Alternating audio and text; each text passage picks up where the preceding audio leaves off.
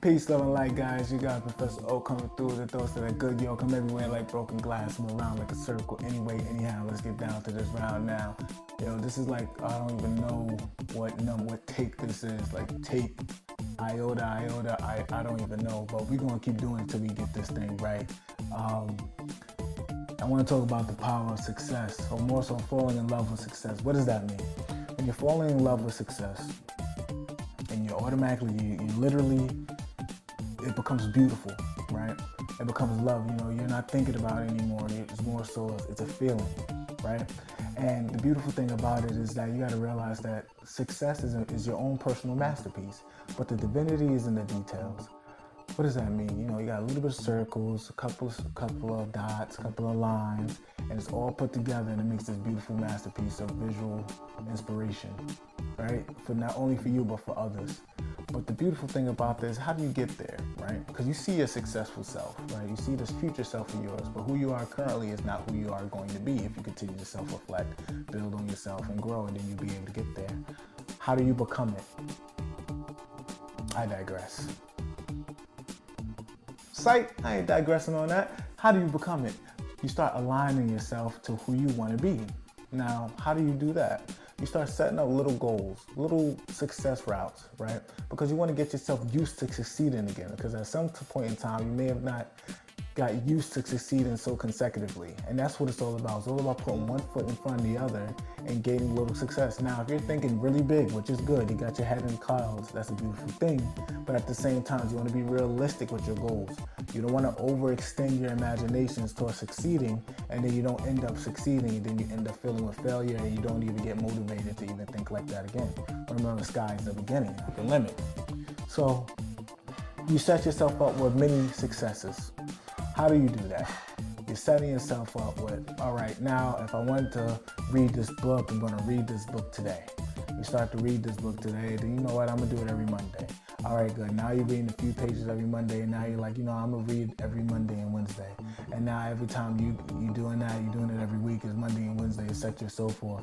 Now you start to realize, okay, I'm going to read it every day after I come home from work. Right? You see how you start to become more successful. It could be equal to that with the gym. I'm going to go to the gym. All right, then I'm going to work out on Mondays. Then all right, I'm going to work out on Mondays and Wednesdays. All right, then I'm going to go and work out every day after work. Right? You start to realize you start transforming yourself into the person that you see yourself to who you want to be. Now, everybody's personal success is different, and again, it's personal. It is in general. People generally see it, but this is a personal thing for you. Now, if you notice, I always go from the difference of being personal and general, and I like to look at things in the general sense because it's broader. I can see the picture and the bigger point, but don't ever get it twisted for a second. I always like to personalize my current situation, but just don't be attached to it. It's not wrong with being personable and being personally involved in it, but don't be attached to the situation, because if you are attached to it, then you're liable to react emotionally instead of logically to it, all right? Emotions and logic both play an important role. Please take heed of using them both wisely. I digress. So now you're doing it. You're doing it every day after work.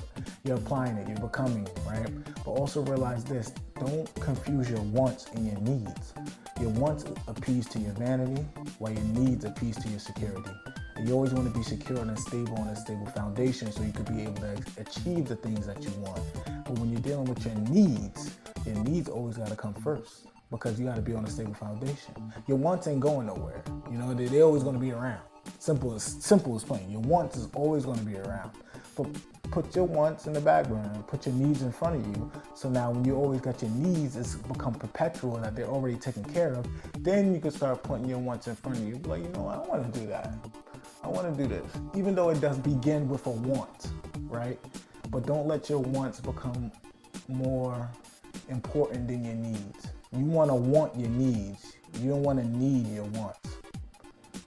I digress. But we continue forward, right? And as you start to shine your light is becoming more vibrant, it's resonating, it's becoming more beautiful, and it starts to change. The frequency starts to change. Now it becomes more beautiful. It feels good to be around you because now you also feel good. Your brain is being rewired. You're changing who you are. And as you're changing for yourself, you also realize the environment is also going to start changing. your items and the things that you may like may start changing. The people around you will start changing because you're aligning yourself to that proper alignment to who you want to be. Also realize what comes with this is that as you shine your light, others will feel a certain type of way. Because again, remember when they achieve that eureka moment, right? When they achieve that enlightenment moment, it's not a eureka, aha, not at all. It's more so, how do you say? It's like, all right, I see what's happening. I turned the light on, but now I'm going to get up and start cleaning. A lot of others really don't start to do the cleaning work. They turn the light off and say, hey man, ain't nothing wrong with me. I'm just keep going, keep doing what I'm doing, etc. So forth. As I please, so I please, right? And that's just what it is. Again, you give grace to those regardless whether they're doing it or they don't do it. But then when you start to realize that now, when you start projecting your own self-insecurities on the others, and especially into you as you shine your light, you give grace once again. Why? Because as you give grace to others to be more proficient and to be able to gain more clarity towards your situation, you also realize that they're only projecting their self-insecurities from a point of view where they never have grown from. Remember, when they turn that light off, what happens? More dirt is cluttered in. They're not looking at where, you know what I mean? They got those rooms that they're just throwing stuff in. They're not even going to it. Like they're not, you know what I mean? Like they're not, I digress. So when that happens, and it will, and it does, you give grace. Because as God was patient with you and gave you grace, you do likewise. And then for those who want to continue to self-reflect, they will. And then you'll see them months later totally different because they're aligning themselves who they want to be and with their future self, who they deserve to be. And then you have those that don't, and that's fine as well, right? But also realize your future self isn't hanging out with your current self. Your future self is hanging out with a different caliber of individuals. So in order for you to get to that state and then some, I advise and I suggest that you align yourself with those goals and with those traits to be able to achieve that for the future, right?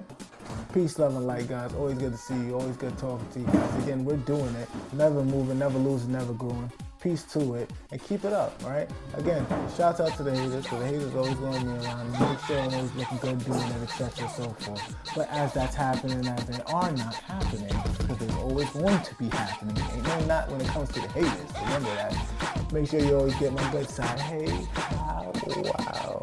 You know, always make sure I look good for it. Spread that good news about that. But for the adepts out there, the proficient ones, the sufficient, the efficient, the expert, I'm proud of you. I appreciate you. Keep watching the vids.